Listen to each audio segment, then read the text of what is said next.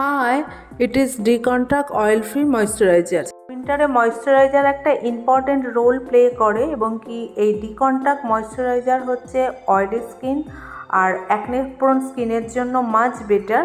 এই ময়েশ্চারাইজারের টেক্সচার খুবই লাইট এবং কি non sticky. Actually oily skin lock হয়ে যাওয়ার টেন্ডেন্সি থেকে যায়, বাট এই ময়েশ্চারাইজার কোনোভাবেই স্কিনকে লক করে না, বরঞ্চ স্কিনকে ডিহাইড করতে হেল্প করে।